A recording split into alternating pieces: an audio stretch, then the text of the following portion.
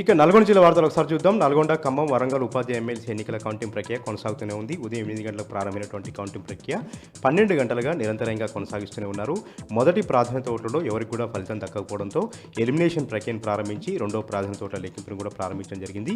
ఈ రోజు అర్ధరాత్రి వరకు కూడా ఫలితాలు వచ్చే అవకాశం ఉందని కూడా ఆరో అధికారి ఇళ్ల త్రిపాఠి తెలుపుతున్నటువంటి పరిస్థితి కూడా మనకు కనిపిస్తూ ఉంది. మొత్తం 19 మంది అభ్యర్థులు బరిలో ఉంటే తక్కువ ఓట్లు వచ్చినటువంటి అభ్యర్థులు ఎలిమినేషన్ చేస్తూ వారికి వచ్చినటువంటి సెకండ్ ప్రయారిటీ ఓట్లను బదలాయింపు చేస్తూ కౌటా వచ్చేవారు కూడా ఈ కౌంటింగ్ ప్రక్రియను కొనసాగిస్తామని కూడా ఆర్ఓ అధికారి ఇలా త్రిపాఠి తెలిపారు. ఇక మరొక వార్త విషయానికి వస్తే నల్గొండ నియోజకవర్గంలో రైతులు రోడ్డు ఎక్కుతా ఉన్నారు. సాగునీటి కోసం ధర్నాలు, రాస్తారోకోలు చేస్తూ ఉన్నారు. తిప్పర్తి మండలం మామిండల గ్రామంలో పజ్జూరు చుట్టుపక్కల గ్రామాల ప్రజలకు సాగునీరు అందక ఇబ్బందులు పడుతున్నామంటూ కూడా వారు వాపోవడం జరిగింది. ఎస్ఎల్బీసీ కింద D40, L11 కాలువల కింద ఎక్కడికక్కడ తూములకు సీల్ వేసి తమ పంట పొలాలకు నీరు రాకుండా ఇరిగేషన్ అధికారులు తమను వేధిస్తున్నారంటూ కూడా వాళ్ళు వాపోయారు. మంత్రి కోమరెడ్డి వెంకరెడ్డి పట్టించుకోవట్లేదు, ఇరిగేషన్ అధికారులు పట్టించుకోవట్లేదు. ఏమన్నా అంటే తమపైన కేసులు పెట్టి రైతుల్ని జైల్లో వేస్తున్నారంటూ కూడా రైతులు వాపోతా ఉన్నారు. పొట్టదశలో ఉన్నాయి. 20 రోజులుగా తమ పంట పొలాలకు నీరందాక ఇబ్బంది పడుతున్నామంటూ కూడా రైతులు వాపోవడం జరిగింది.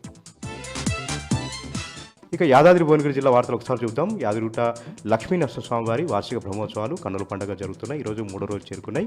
ఈరోజు మత్స్యావతారంలో స్వామివారు తిరుమాడ వీధుల్లో ఊరేగుతూ భక్తులకు దర్శన భాగ్యం కల్పించారు. 3 రోజుల నుంచి కూడా స్వామివారు ఉదయం సాయంత్రం వేళలో తీరొక్క అలంకారంతో తీరొక్క వాహనాలపైన ఊరేగుతూ తిరుమాడ వీధుల్లో ఊరేగుతూ భక్తులకు దర్శన భాగ్యం కల్పిస్తూ ఉన్నారు. స్వామివారిని చూసి భక్తులు ఎంతగానో మైమర్చిపోతూ ఉన్నారు. ఉదయం సాయంత్రం వేళలో కూడా ఆధ్యాత్మిక కార్యక్రమాలతో యాదాద్రి ఆలయంతో కూడా ఆధ్యాత్మిక శోభను సంతరించుకుంది. ఇక మరొక వార్త విషయానికి వస్తే యాదాద్రి భువనగిరి జిల్లా చౌటుప్పల్ మండలం పందంగి టోల్ ప్లాజా వద్ద పోలీసుల తనిఖీల్లో 102 కిలోల గంజాయిని పట్టుకున్నారు. ఆంధ్ర ప్రాంతం నుంచి మహారాష్ట్ర, ముంబై, పూణే ప్రాంతానికి తరలిస్తున్నట్టుగా కూడా గుర్తించడం జరిగింది. 2 కార్లను స్వాధీనం చేసుకున్నారు. 102 కేజీల గంజాయిని స్వాధీనం చేసుకున్నారు. 2 వ్యక్తులను అరెస్ట్ చేసి వారిపైన పీడీ యాక్ట్ కూడా నమోదు చేశామని కూడా పోలీసు అధికారులు తెలపడం జరిగింది.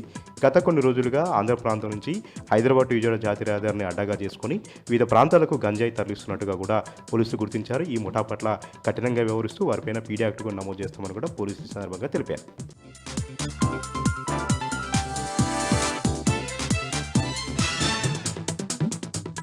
ఇవాళ ఉమ్మడి ఖమ్మం జిల్లా వార్త ఒకసారి గమనిస్తే ఖమ్మం కలెక్టరేట్ ఎదుట బీఆర్ఎస్ పార్టీ నేతృత్వంలో అఖిలపక్ష రైతు సంఘాల ఆధ్వర్యంలో పెద్ద ఎత్తున నిరసన కార్యక్రమం చేపట్టారు. గత కొద్ది రోజులుగా రైతులు పండించినటువంటి మిర్చి ధర పతనమవుతున్న ప్రభుత్వాలు పట్టించుకోవడం లేదంటూ ఆరోపించారు. కేంద్ర రాష్ట్ర ప్రభుత్వాలు ముందుకొచ్చి ఖమ్మంలో మిర్చి బోర్డు ఏర్పాటు చేయాలన్నటువంటి డిమాండ్తో అఖిలపక్ష రైతు సంఘాలు పెద్ద ఎత్తున ఆందోళన కార్యక్రమం నిర్వహించాయి.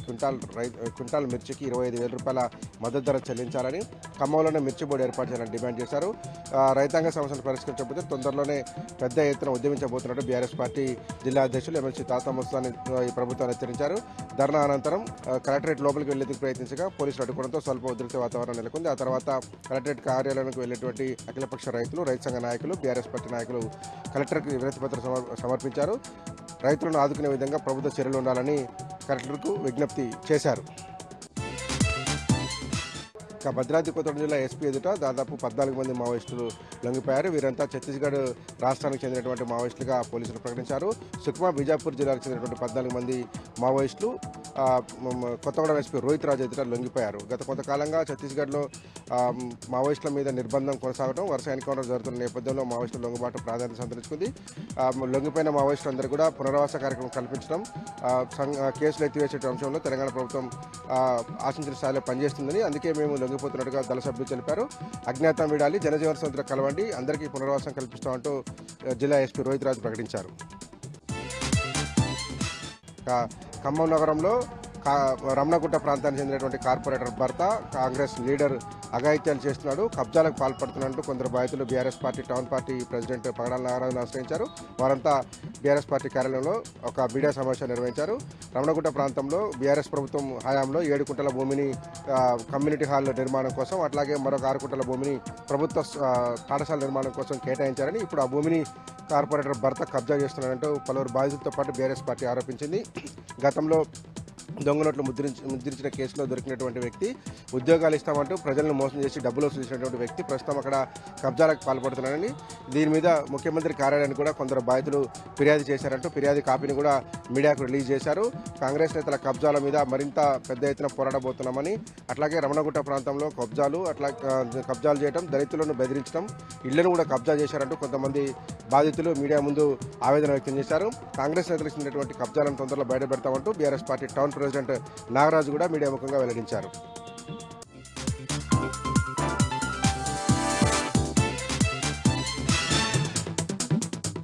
పెద్దపల్లి జిల్లాకు సంబంధించి ఈరోజు ప్రధాన వార్తలు చూసుకున్నట్లయితే రామగుండం ఎన్టీపీసీ బూడిదను స్థానిక లారీలకే ఇవ్వాలంటూ కూడా స్థానిక లారీ ఓనర్లంతా కూడా ఈరోజు బూడిద చెరువుకు వెళ్ళేటువంటి మార్గం వద్ద ఉన్నటువంటి గేటును వేసి అక్కడే కూర్చొని బైఠాయించి ఆందోళన తెలిపారు. ఈ సందర్భంగా Ramagundam ash tipper lorry association ఆధ్వర్యంలో ఈ యొక్క ఆందోళన అయితే కొనసాగింది. అయితే మొత్తంగా వారు మాట్లాడుతూ ఎన్టీపీసీ నుండి వచ్చేటువంటి బూడిదను ఉచితంగా ఇచ్చినప్పటికీ కూడా లోడింగ్ పేరిట 4,600 రూపాయలు టన్ను ఒక్కో లారీకి వసూలు చేస్తూ పెద్ద ఎత్తున కూడా దళారులు పెద్ద ఎత్తున అక్రమ వసూలు చేస్తున్నారంటూ కూడా వారంతా కూడా ఆవేదన వ్యక్తం చేశారు. అంతేకాకుండా లోకల్గా ఉన్నటువంటి స్థానికులు ఉన్నటువంటి లారీలకు ఇవ్వకుండా బయట నుండి వచ్చేటువంటి లారీలకు బూడిద తీసుకుపోవడానికి అవకాశం ఇస్తున్నారు. వారికే పెద్దపీట వేస్తున్నారంటూ కూడా వారంతా కూడా ఆగ్రహం వ్యక్తం చేశారు. వెంటనే ఇక్కడ ఉన్నటువంటి స్థానికులకు మాత్రమే బూడిద ఇవ్వాలి, బయట వాళ్ళకి ఇవ్వద్దంటూ కూడా వారంతా కూడా అక్కడే గేటు వేసి ఆందోళన తెలిపారు.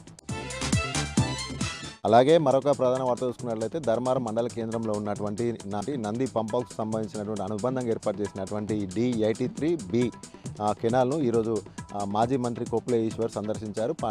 సాగునీళ్ళు అందక పంట పొలాలు ఎండిపోతున్న నేపథ్యంలో మాజీ మంత్రి కొప్పుల ఈశ్వర్ కెనాల్ యొక్క పరిస్థితి పైన కూడా అక్కడ కెనాల్ వద్ద తిరుగుతూ కూడా పరీక్షించారు. ఈ సందర్భంగా మాజీ మంత్రి కొప్పుల ఈశ్వర్ మాట్లాడుతూ బీఆర్ఎస్ పాలనలో 2023లోనే 12,40,00,000 రూపాయల నిధులు మంజూరు చేసి దాదాపుగా కెనాల్ కూడా D83B కెనాల్ను పూర్తి స్థాయిలో 90% పనులు పూర్తి చేసినప్పటికీ కూడా తాజాగా అధికారం చేపట్టినటువంటి కాంగ్రెస్ ప్రభుత్వం కావాలనే కుట్రపూరితంగా బీఆర్ఎస్ చేసినటువంటి పనులను కూడా పెండింగ్లో ఉన్నటువంటి పనులు పూర్తి చేయకుండా రైతులను ఇబ్బంది పెట్టిందంటారు. అప్పుడు 2023లో ఈ యొక్క కెనాల్ పనులు ప్రారంభించగా దీని యొక్క సామర్థ్యం మేరకు ధర్మారం అలాగే ఎండపల్లి తదితర గ్రామాలకు సుమారు 20,000 ఎకరాలకు సాగునీళ్ళు అందించే ముఖ్య ఉద్దేశంతో కెనాల్ను ప్రారంభించి 90% పనులు పూర్తి చేసినప్పటికీ కూడా కాంగ్రెస్ ప్రభుత్వం పూర్తి చేయకపోవడంతో ఇప్పుడు ఉన్నటువంటి పరిస్థితుల్లో పంటలన్నీ కూడా ఎండిపోతున్నాయంటూ కూడా ఆయన ఆరోపించారు. కాంగ్రెస్ ప్రభుత్వంలో రైతులంతా కూడా అరగోసపడుతున్నారు, సాగునీళ్ళు అందక పంట పొలాలు ఎండిపోతున్నాయంటూ కూడా ఆయన తీవ్రంగా ధ్వజమెత్తారు. వెంటనే ఈ యొక్క కెనాల్ పూర్తి చేసి రైతులకు సాగునీరు ఇవ్వాలంటూ కూడా డిమాండ్ చేశారు. అలాగే మరొక ప్రధాన వార్త చూసుకున్నట్లయితే రామగుండం మున్సిపల్ కార్పొరేషన్ 33వ డివిజన్లో ఉన్నటువంటి పెండింగ్ సమస్యలు పరిష్కరించాలి. సీసీ రోడ్లు, అంతర్గత రోడ్లు చాలా అధ్వానమైన పరిస్థితుల్లో ఉన్నాయి. వాటన్నిటి కూడా వెంటనే పూర్తి చేయాలంటూ కూడా 33వ డివిజన్ సంబంధించినటువంటి మాజీ కార్పొరేటర్ బొబ్బిలి సతీష్ ఆధ్వర్యంలో స్థానికులంతా కూడా వార్డు సంబంధించినటువంటి స్థానికులంతా కూడా ఆందోళన చేపట్టారు. రోడ్డు పైన బైఠాయించి వెంటనే రోడ్డు యొక్క పనులను కూడా పూర్తి చేయాలంటూ కూడా వారు ఆందోళన చేపట్టారు.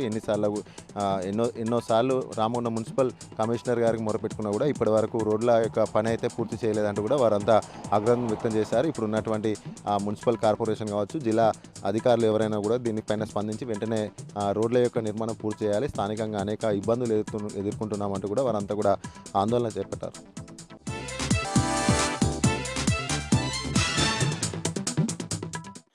ఆదిలాబాద్ జిల్లా వార్తల విషయానికి వస్తే గత పార్లమెంట్ ఎన్నికల్లోనూ అసెంబ్లీ ఎన్నికల్లోనూ బీజేపీ పార్టీ జిల్లాలో సీసీఐ ఫ్యాక్టరీని పునరుద్ధరిస్తామని అలాగే ఎయిర్పోర్ట్ను నిర్మాణం చేస్తామని హామీలు ఇచ్చారని, అయితే వారు గెలిచిన తర్వాత జిల్లాకు బీజేపీకి చెందిన జిల్లా ఎంపీ నగేష్ అలాగే ఆదిలాబాద్ ఎమ్మెల్యే పాయల్ శంకర్ తమ హామీలను పూర్తిగా విస్మరించారని బీఆర్ఎస్ పార్టీ జిల్లా అధ్యక్షుడు జోగు రమణ విమర్శించారు. ప్రస్తుతం కేంద్ర ప్రభుత్వము ఈ ఫ్యాక్టరీని తుక్కు కింద అమ్మేందుకు టెండర్లు సైతం ఆహ్వానించిందని విమర్శించారు.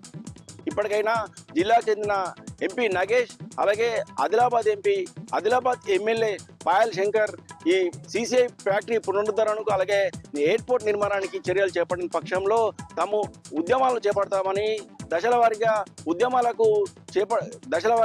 ఉద్యమాలు చేస్తామని ఈ సందర్భంగా ఇచ్చారు. ఇప్పటికైనా కేంద్ర ప్రభుత్వము వెంటనే స్పందించి సీసీఐ ఫ్యాక్టరీని పునరుద్ధరించాలని అలాగే ఎయిర్పోర్ట్ నిర్మాణం చేపట్టాలని జోగు రామన్ డిమాండ్ చేశారు. ఇక మరో వార్తా విషయానికి వస్తే ఈ నెల 5వ తేదీ నుంచి జరగనున్న ఇంటర్ బోర్డు పరీక్షలకు 1 నిమిషం నిబంధనను సడలించాలని దళిత గిరిజన సంఘానికి చెందిన నేతలు డిమాండ్ చేశారు. ఈరోజు జిల్లా కేంద్రంలోని ప్రెస్ క్లబ్ ఏర్పాటు చేసిన మీడియా సమావేశంలో వారు మాట్లాడారు. 1 నిమిషం నిబంధన కారణంగా విద్యార్థులు ఎంతో ఆందోళన చెందే అవకాశం ఉందని, గతంలో ఈ 1 నిమిషం నిబంధన కారణంగా చాలా మంది విద్యార్థులు సైతం ఆత్మహత్యలు చేసుకున్న పరిస్థితులు ఏర్పడ్డాయని, ఈ 1 నిమిషం నిబంధనను సడలించాలని ప్రభుత్వాన్ని డిమాండ్ చేశారు. ఇప్పటికే 1 నిమిషం నిబంధనను తొలగించాలని ప్రజా సంఘాల నుంచి అలాగే విద్యార్థుల నుంచి విజ్ఞప్తిని వస్తున్న నేపథ్యంలో ఈ 1 నిమిషం నిబంధన సడలించడంతో పాటు 15 నిమిషాలు సడలింపు ఇవ్వాలని ఈ సందర్భంగా దళిత గిరిజన సంఘానికి చెందిన నేతలు డిమాండ్ చేశారు.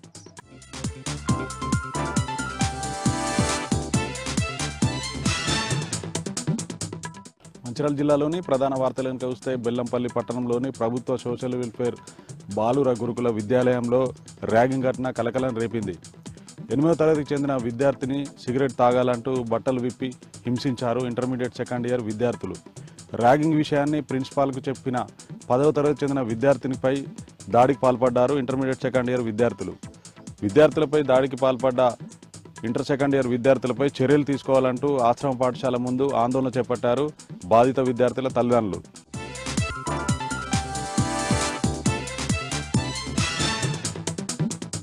ప్రధాన వార్తలు చూసినట్టయితే నాగర్ కర్నూలు జిల్లా దోమలపేట సమీపంలో ఉన్నటువంటి SLBCలో జరిగినటువంటి ఘోర ప్రమాదంలో చిక్కుకున్నటువంటి 8 మంది ఈ రోజుకు 10 రోజులు పూర్తి అయినప్పటికీ కూడా వాళ్ళ ఆచూకీ లభించలేదు.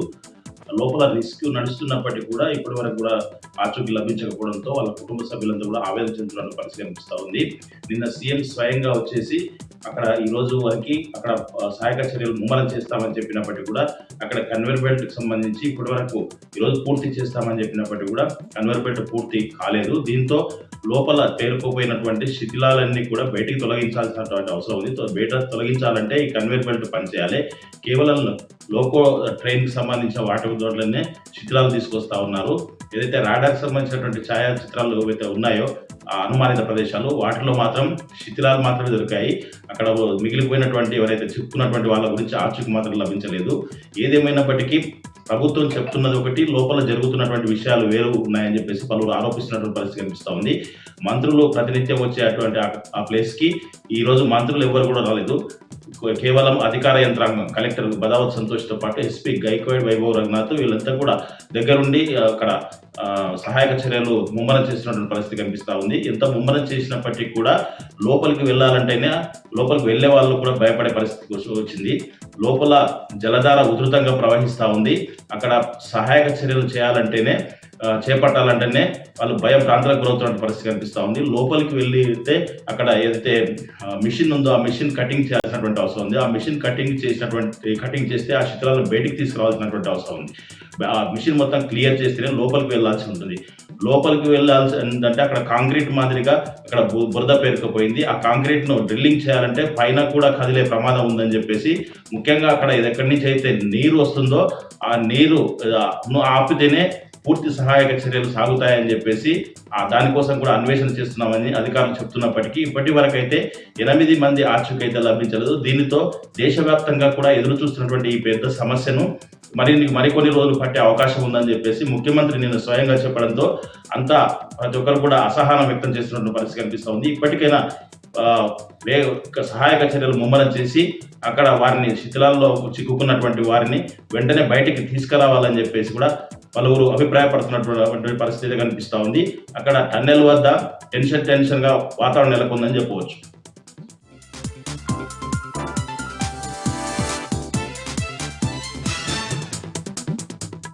వరంగల్ జిల్లా ప్రధాన వార్తలను పరిశీలించినట్లయితే పర్వతగిరి మండలం రావూరు గ్రామంలో మాజీ మంత్రి ఎర్రబెల్లి దయాకర్రావు పర్యటించారు. ఈ సందర్భంగా ఎండిపోయిన పంట పొలాలను ఆయన పరిశీలించిన పరిస్థితి కనిపిస్తూ ఉంది. ఈ క్రమంలోనే రైతులు సకాలంలో నీరు వస్తే తమ పంటలు బతుకుతాయన్నటువంటి అంశాన్ని ఎర్రబెల్లి దయాకర్రావు దృష్టికి తీసుకురావడంతో వెంటనే సంబంధిత అధికారులతో ఫోన్లో మాట్లాడి నీళ్లు వచ్చే విధంగా మాట్లాడిన పరిస్థితి కనిపిస్తూ ఉంది. మరోవైపు వర్ధనపేట మండలము రాయపర్తికి సంబంధించి పర్వతగిరి మండలాలకు సంబంధించినటువంటి నీటి సమస్యను మంత్రి ఉత్తమ్ కుమార్ రెడ్డి దృష్టితో పాటు నీటిపారుదలకు సంబంధించినటువంటి ఉన్నతాధికారుల దృష్టికి తీసుకెళ్లి ఆయన సమస్యను వివరించే ప్రయత్నం చేసిన పరిస్థితి కూడా కనిపిస్తూ ఉంది.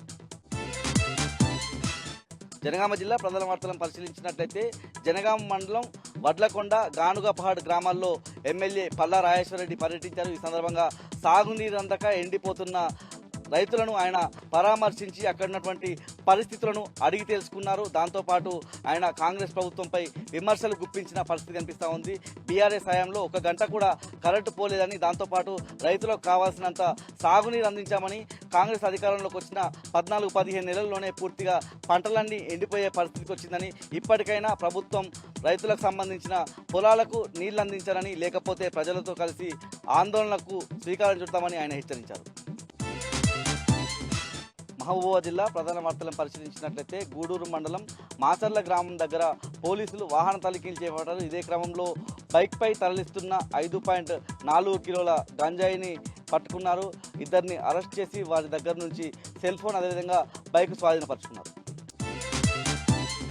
ములుగు జిల్లా ప్రధాన వార్తలను పరిశీలించినట్లయితే ఏటూరు నాగర్ చెక్పోస్ట్ దగ్గర పోలీసులు వాహన తనిఖీలు చేపట్టారు. బొలేరో వాహనంలో అక్రమంగా తరలిస్తున్న 11 పశువులను స్వాధీనం చేసుకొని ఇద్దరిని అరెస్ట్ చేసిన పరిస్థితి కనిపిస్తూ ఉంది. ప్రధానంగా ఇటీవల 2 రోజుల నుంచి కూడా పెద్ద ఎత్తున పశువులను అక్రమంగా తరలిస్తూ ఏటూరు నాగర్ చెక్పోస్ట్ దగ్గర పట్టుపడుతున్న సందర్భం కనిపిస్తూ ఉంది. ఇప్పటికే 2 కంటైనర్లు ఇవాళ బొలేరో వాహనాన్ని స్వాధీనం చేసుకున్నారు.